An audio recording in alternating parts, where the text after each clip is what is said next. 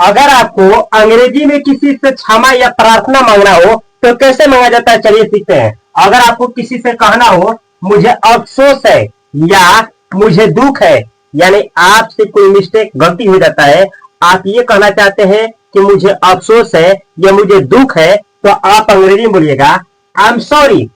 इसको पढ़ा जाता है आई एम, इसको पढ़ा जाता है सॉरी, तो आप बोलेगा I am sorry, I am sorry. Same ऐसे ही अगर आपको कहना हो मुझे बहुत अफसोस है,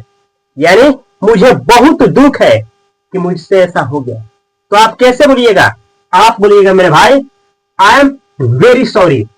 आई एम वेरी सॉरी। या फिर आप बोल सकते हैं I am really really sorry, यानी मुझे बहुत बहुत अफसोस है, मुझे बहुत दुख है कि मैंने ये कर दिया या मुझसे ये हो गया। ऐसे ही अगर आपको कहना हो मुझे अफसोस है माफ करें, यानी मुझे दुख है मुझे माफ करें या मुझे क्षमा करें, तो आप अंग्रेजी में बोलिएगा मेरे भाई, आप बोलिएगा I am very sorry excuse me, I am very sorry, मुझे बहुत दुख है, मुझे बहुत अफसोस है, एक्सक्यूज मी, मुझे क्षमा करें, मुझे माफ करें। तो आज से और अभी से आपसे कोई भी गलती हो जाता है और आपके दिल में रिग्रेट होता है कि मुझे माफी मांगना चाहिए, तो ये सेंटेंस जबरदस्त है, आप जरूर बोलिएगा I am very sorry excuse me, यानी मुझे बहुत दुख है, कृपया मुझे माफ करें या क्षमा करें। ऐसा ही मेरे दोस्त अगर आपको कहना हो मुझे अफसोस है कि मैं समय पर नहीं आ सकता, यानी मुझे अफसोस है कि मैं समय पर नहीं आ सकता, आप तब बोल सकते हैं जब मानिए कि आप काम में बिजी हैं और आपसे सामने वाला व्यक्ति जो है वो बोला है कि इस टाइम पे आपको पहुंचना है, लेकिन आप जानते हैं कि मैं उस टाइम पे नहीं आ सकता क्योंकि मैं बिजी हूं, तो आपको अगर ये कहना हो कि मुझे अफसोस है कि मैं समय पर नहीं आ सकता, उस समय आप इंग्लिश में ऐसे माफी मांग सकते हैं। आप बोलिएगा मेरे भाई आई am sorry I can't come on time, I am sorry, मुझे अफसोस है कि I can't come on time, I can't come यानी मैं नहीं आ सकता, ऑन टाइम यानी समय पर। ये देखिए ऑन टाइम का मतलब होता है एग्जैक्ट समय पर, जैसे 5 बजे बुलाया गया तो डायरेक्ट 5 बजे आने को ही बोला जाएगा ऑन टाइम, 6 बजे बुलाया गया है तो एग्जैक्ट 6 बजे को बोला जाएगा ऑन टाइम। लेकिन एक होता है इन टाइम, यहां रहेगा इन टाइम, तो इन टाइम का मतलब होता है पहले, जैसे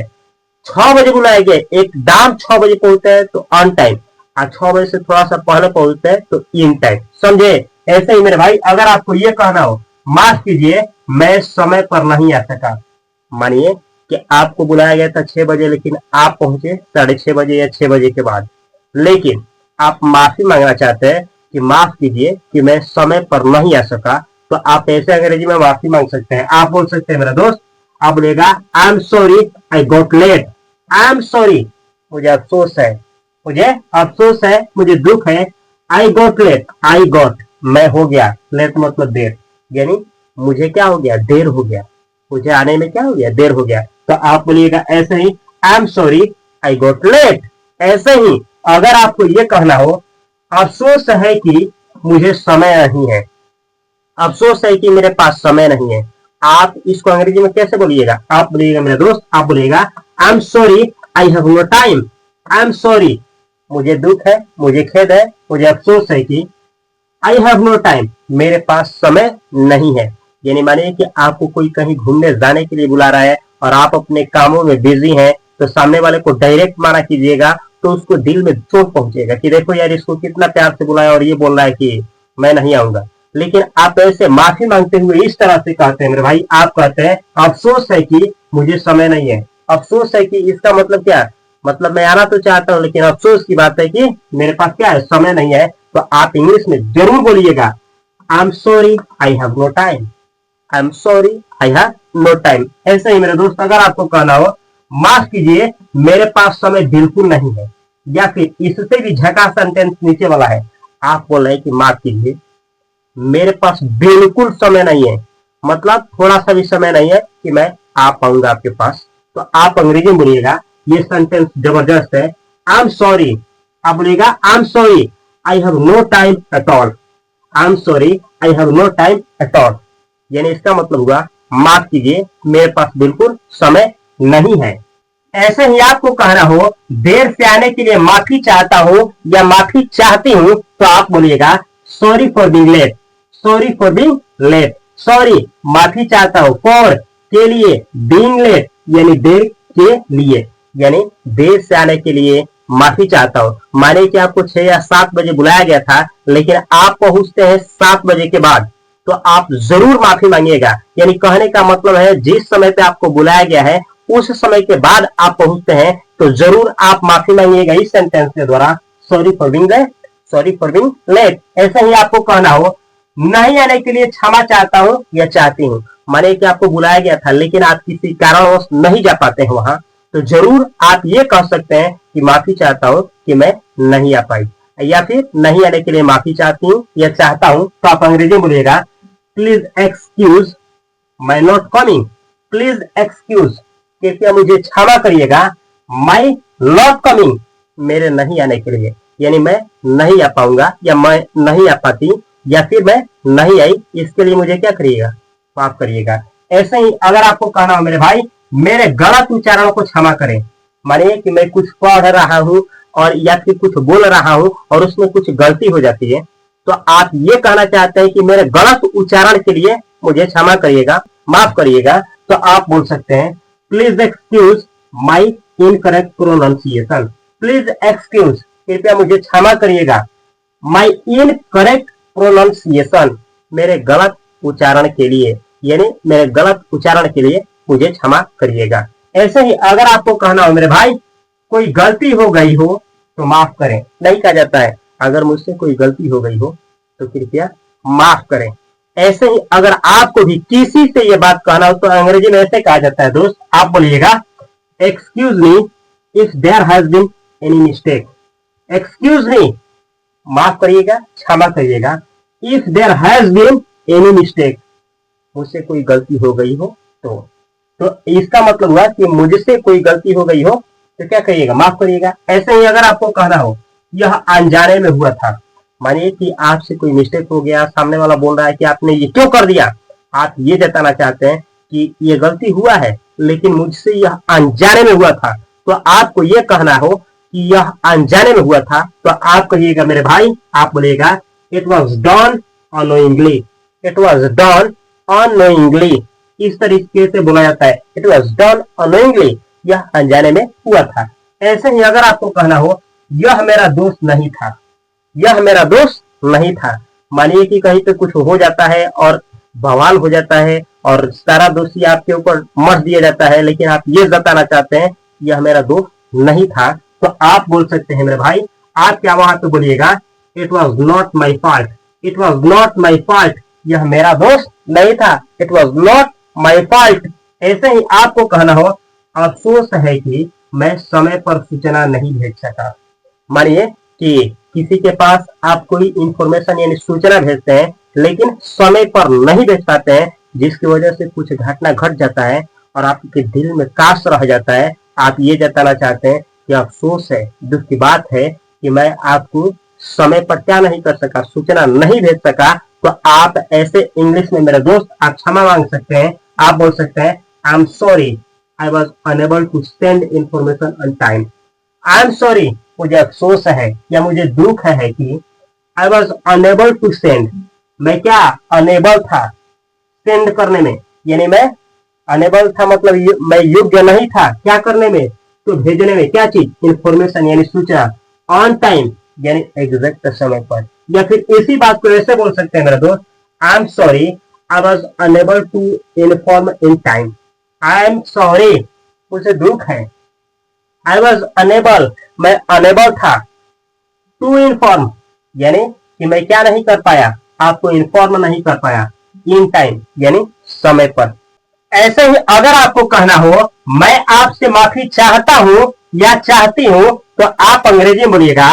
I beg your pardon, I beg your pardon, इसका मतलब होता है मैं आपसे माफी चाहता हूं या मैं आपसे माफी चाहती हूं। ऐसे ही मानिए कि आपको कहना हो मेरी ओर से माफी मांग लीजिए, आप ये जताना चाहते हैं, किससे कहना चाहते हैं कि आप न मेरी ओर से क्या करिए, माफी मांग लीजिए, तो आप अंग्रेजी में बोलिएगा apologise on my behalf, apologise यानी माफी मांग लीजिए, ऑन माई बिहाफ यानी मेरे बिहाफ पर, यानी मेरी ओर से। ऐसे ही अगर आपको कहना हो मेरे दोस्त, फिक्र ना करे कोई हानि नहीं हुई, मानिए कि कोई व्यक्ति कुछ लेकर कहीं जा रहा है, आपके पैर पे गिर गया, तब उसको पता चला रे आपका पैर क्या हो गया, कहीं कट तो नहीं गया, और आप ये कहना चाहते हैं फिक्र ना करें कोई हानि नहीं हुई, तो आप अंग्रेजी में बोल सकते हैं मेरे दोस्त, don't worry no harm is done. Don't worry यानी डोंट वरी का मतलब क्या, आप चिंता ना करें। नो हार्म इज डन यानी किसी भी तरह का कोई क्षति नहीं हुई। तो आप इस सेंटेंस को रटा लगा लीजिए। जब भी कोई व्यक्ति माने कि किसी से कोई कुछ हो जाता है और वो सामने वाला ये जानता है कि कहीं आपको कुछ हो तो नहीं गया, और आपको जब भी ये कहना हो फिक्र ना करे कोई हानि नहीं हुई, तो आप जरूर इंग्लिश में बोलिएगा don't worry no harm is done. ऐसे ही माफी मत मांगिए कोई बात नहीं, मानिए कि आपका दोस्त हो गया या फिर कोई आपका पर्सनल कोई खास आदमी हो सकता है और आपको सॉरी बोल रहा है, उससे कोई मिस्टेक हो गया आपको सॉरी बोल रहा है, लेकिन आप ये कहना चाहते हैं, आप ये जताना चाहते हैं माफी मत मांगिए कोई बात नहीं, यानी माफी मांगने की कोई जरूरत नहीं है, कोई बात नहीं, तो आप अंग्रेजी में जरूर बोलिएगा don't apologise it doesn't matter. Don't apologise माफी मत मांगिए, इट डजंट मैटर यानी ये कोई मैटर नहीं करता है, ये होता रहता है, समझे। तो इस सेंटेंस को जरूर जरूर जरूर आप कमेंट बॉक्स में कमेंट करिए। ऐसे ही मैं तो मजाक कर रही थी, अगर आपको ये कहना हो मैं तो मजाक कर रही थी या मैं तो मजाक कर रहा था, तो आप बोलेगा I was just kidding. I was just kidding, मैं तो बस मजाक कर रहा था या कर रही थी। ऐसे ही अगर आपको कहना हो मैं बस मजाक कर रहा हूं या कर रही हूं, तो आई एम, यहां तो बोलिएगा आई एम जस्ट किडिंग, मैं बस मजाक कर रही हूं, मैं बस मजाक कर रहा हूं। ऐसा ही अगर कहना हो मुझे यह जानकर अफसोस हुआ, यानी कोई दुख की बात है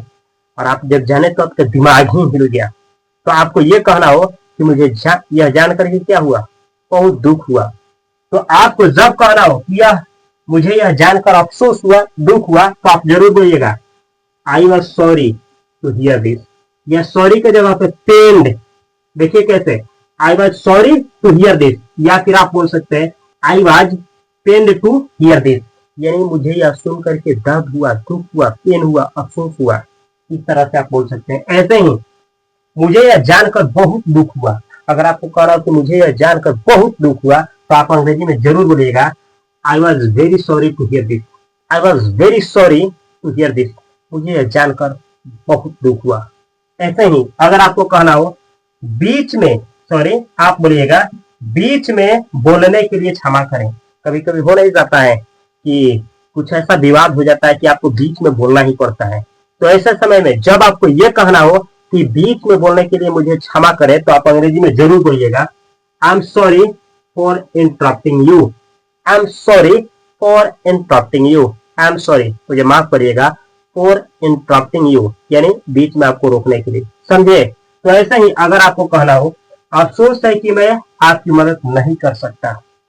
अफसोस है, दुख की बात है कि मैं आपका कोई मदद नहीं कर सकता, तो मैं अंग्रेजी में ऐसे बोलूंगा मेरे भाई, आपको भी बोलना है आई am sorry I can't help you. I am sorry, मुझे दुख की बात है, मुझे अफसोस है, मुझे दुख है, आई कांट हेल्प यू कि मैं आपकी मदद नहीं कर सकता। तो इतने सेंटेंसों में से आपका सबसे बेस्ट सेंटेंस कौन सा है, आप कमेंट बॉक्स में कमेंट करिए। और ये था स्पोकन इंग्लिश का डे 20 यानी 20। इससे पहले 19 लेक्चर दिया जा चुका है, जो कि इस प्ले लिस्ट में मिलेगा, कॉपी कलम के साथ देखिए। और ये 60 दिनों का स्पोकन इंग्लिश कोर्स है जो कि फ्री में चल रहा है। पूरे कोर्स को देखने के लिए चैनल को सब्सक्राइब करके बेल आइकन की घंटी को दबा लीजिए, ताकि आपसे एक भी क्लास मिस ना हो। यहाँ पे एक चैनल है जिसपे हम 10th class 12th class Bihar board की तैयारी कराते हैं, अवश्य सब्सक्राइब करिए। ये रहा आपका फाइनेंस का चैनल, जिसपे मैं म्यूचुअल फंड, स्टॉक मार्केट और पैसा से पैसा कैसे बनाया जाता है ये सिखाता हूँ। तो इस चैनल से भी जुड़े रहिए। फेसबुक, इंस्टाग्राम पे माई इंग्लिश करके और फास्ट कोचिंग सेंटर बाई करके पेज है, सर्च मारने पे आ जाएगा, आप अवश्य फॉलो करिए। मैं मिलता हूँ अगली वीडियो में बेहतर कंटेंट के साथ। तब तक के लिए आप सभी को तहे दिल से नमस्कार। Thanks for watching this video. Comment करना ना भूलें, मैं आपके कमेंट को प्यारा सा हर्ष दूंगा और पिन करूंगा। करोड़ों कमेंट में आपका कमेंट टॉप पे दिख देगा।